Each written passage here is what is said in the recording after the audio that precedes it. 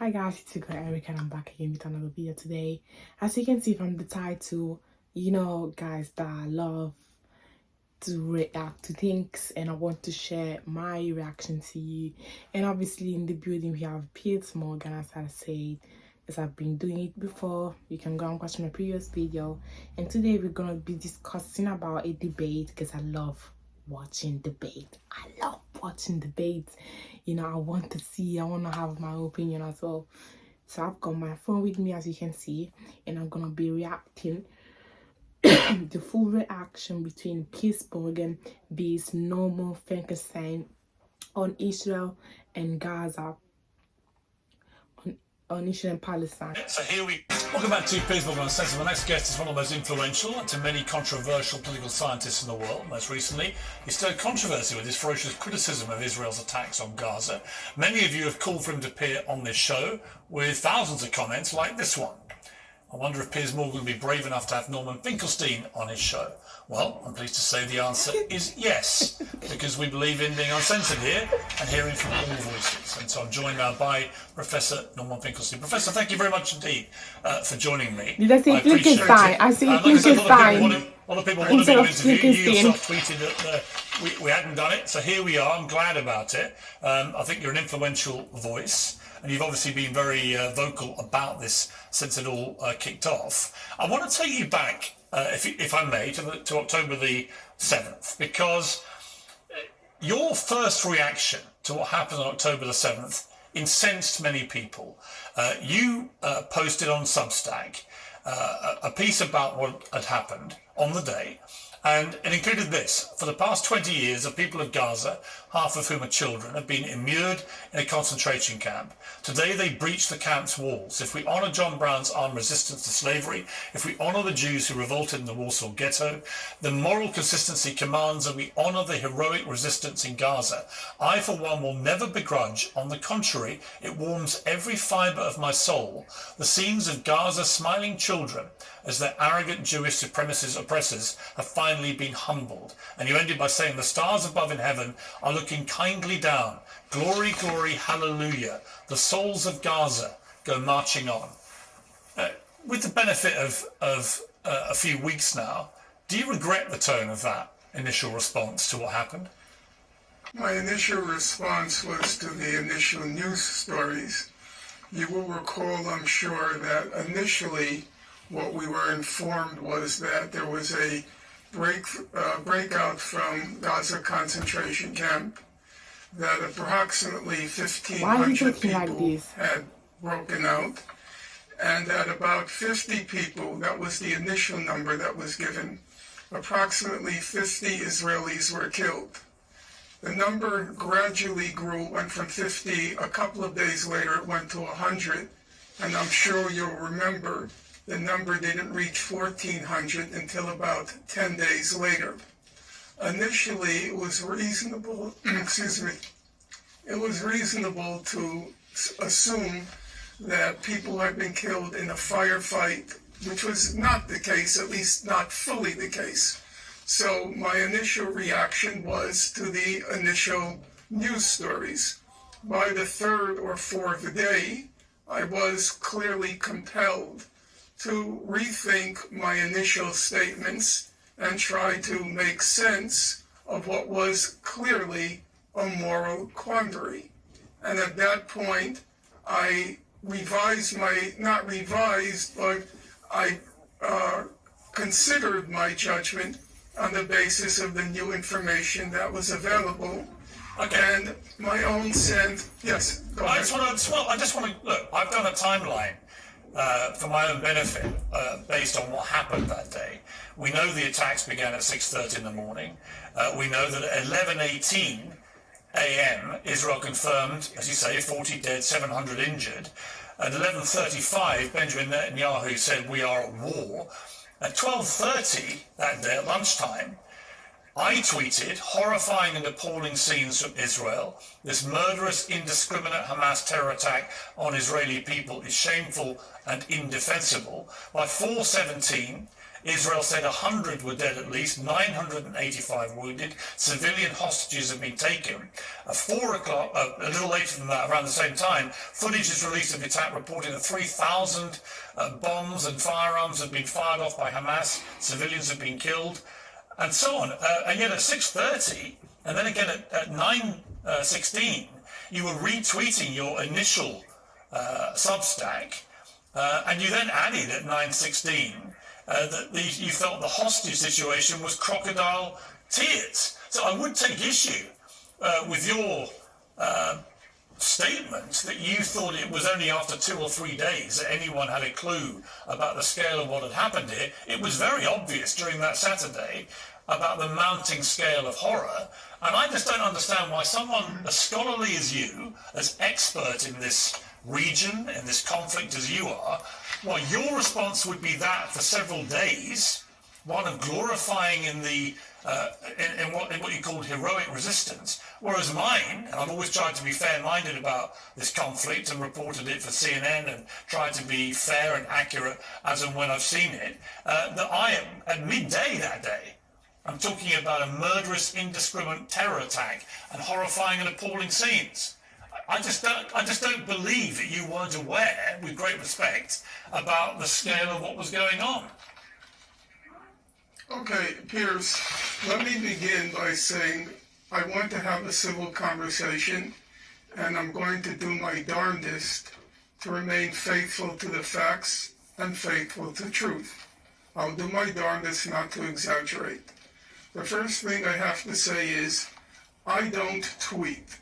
I've never been on Twitter. I have 3 young tech people who I send statements to, and then they make the decision where to place it on Substack, on Twitter, and so forth. Okay, I just want to clear that up. I made one statement on the first day on the basis of the information that was available to me. The information was 50 people had been killed. Now, my memory is, but I won't claim my memory is infallible, the numbers didn't start to grow until the next day. That's not true. As the numbers, okay. It's just not true. Piers. Well, Professor, with Okay, respect, I'm not going to. It's not true. Piers. Yeah, but you have to listen to what I say. You want me to believe you when you say you weren't Yeah. aware of the scale of this No, for several Piers, days. I find that just, I'm incredulous. You want me to believe that? Okay, Piers, I'm not going to force you to believe it, and I'm not going to even try to impose my will. I'm simply saying, as a factual matter, speaking for myself, I was not aware that the numbers have been beyond 50 when I made that statement. I will further state that to my knowledge, I could be mistaken, that I did not make another statement until the numbers started to grow, and I admit, I have said to you, it was a moral quandary for me. And I said in many interviews that it was for me a very burdened moment because I wasn't entirely confident in my moral judgment. And it was at that point that I started to look back at what the white abolitionists had to say when Nat Turner carried out a slave rebellion and many whites were hacked to death, children were beheaded, and I wanted to see, because I was not confident of my moral judgment, I wanted to see what did the white abolitionists, those who fought against slavery, had to say.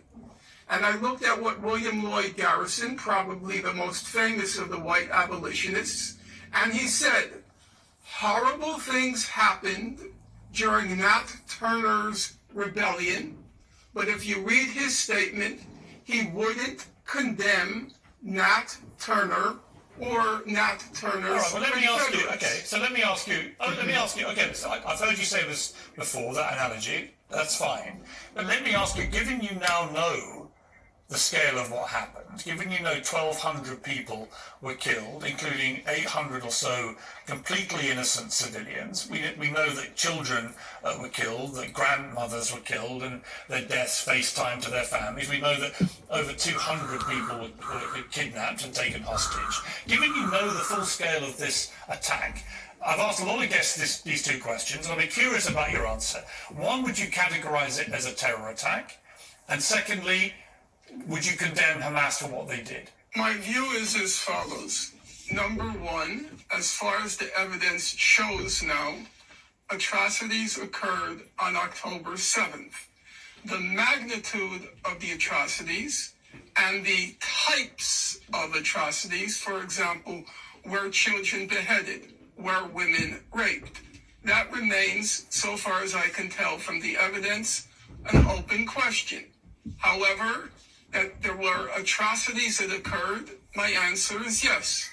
Number two, that's a factual question. Then the question was it a terror attack? Yeah. Well, atrocities, it seems to me, denotes a terror attack. Okay, That's what atrocities are. Thank you. Okay. So, number two, that's the factual question. And then there is the legal question. As a matter of law, it seems unquestionable that the people who perpetrated these atrocities would be prosecuted and convicted in a court of law. However, I would say on the legal question, I should think that there would be some mercy shown because those who carried out the atrocities were concentration camp inmates. Number three, which I think is the one that concerns you the most, is the moral question. And at a moral level, my view is, my basic precept, we may disagree, my basic precept is that there but for the grace of God go I. That is to say, I'm very reluctant to condemn people who are in a position or in a condition such that were I in that position or condition, I'm not sure what I would do. Now, the 1,500 young men who burst the gates of Gaza, they were born into a concentration camp. They lived for 2 decades in a concentration camp. They had no past, they had no present, they had no future, they had no jobs. Half of them, according to humanitarian organizations, suffered from what's called severe food insecurity. And then on top of that, as I'm sure you know, Piers, because you keep up with the news, periodically Israel goes into Gaza and it mows the lawn. And you know what mows the lawn means. It means a high-tech massacre in Gaza. In 2008-9, Operation Cast Lead. 2012, Operation Pillar of the Fence. 2014, Operation Protective Edge. And in each of these high-tech massacres visited the people of Gaza, in some cases hundreds, in some cases thousands of Palestinians are killed. Okay, let me ask you. Let me ask you on that point. In light of it, and on that point, I have one question about that. In that period, yes. In that period, and by the way, I've been condemnatory of some of the things you've just talked about publicly. I've tweeted my condemnation of some of these things, and I've tried to shine a light on the plight of the Palestinians for many, many years. And I feel that the oppression of the Palestinian people for many decades has been absolutely outrageous. So on that, we can completely agree. But when it comes to what you're saying here, it seems to me what you're trying to paint is a picture of some kind of moral justification for what Hamas did. And that's where you lose me, because I don't see why there could be anyone who could see the scale of what Hamas did on October the 7th and not simply condemn it out of hand. You may also want to condemn some of the response by Israel. That's completely normal. I would say that there are serious question marks about the proportionality of what they've been doing. But if you can't start from a basic humanity position of saying what happened on October the 7th was a disgusting terror attack worthy of condemnation, then for me, I find it very hard to then respect anyone's demand for people to condemn Israel and their response. Hi, my name is Alina, and I would like to give you a few reasons why you should consider dating a young... Piers, I'm trying to be candid with you. Number one, I appreciate your humanity. I do. I don't know you from Adam. I'm not a TV or a television or a social media kind of person. I'm a book person. I'm old-fashioned. However, I do recall that when that famous moment when Susan Boyle appeared on Britain's Got Talent, and I remember the camera turning to you, focusing on you. I could see it in my mind's eye. I saw your eyes narrow, and suddenly the humanity in you came up. Here is this obscure woman whose talent had gone unrecognized. And if I can speak to that same program, for me, the most poignant moment, the one I carry with me since that moment, was when Simon Cowell asked Susan Boyle, well, why haven't you been discovered yet? And she replied, because I haven't been given a chance. And that's how I feel about the people of Gaza. That's how I feel about those young men in Gaza. You ask me why I won't condemn them. Because those young men were born into a concentration camp. They were born into among the most dense populated places on God's earth. Half of the population of Gaza is children. 70% are refugees who were expelled from Israel in 1948 and their descendants. 70% of Gaza's youth have no jobs, no future, no nothing. God. They are Susan Boyle times 10,000, never given a chance. And as things looked the night before October 7th, when the question of Gaza was disappearing from the public stage, I will admit to you, Piers, I myself had given up on Gaza. In 2020, I decided it's hopeless, it's pointless, I only have a finite number of years left in my life, and it's time for me to move on.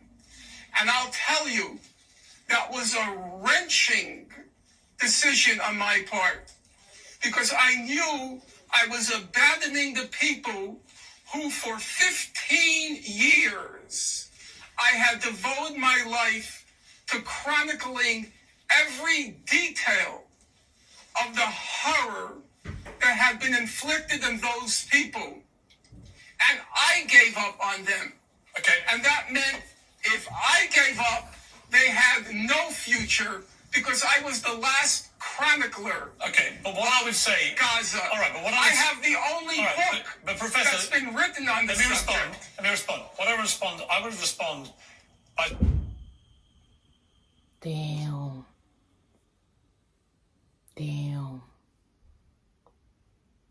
No more Finkelstein was so direct with him, no filter. Even though we're speaking so slowly, no filter at all.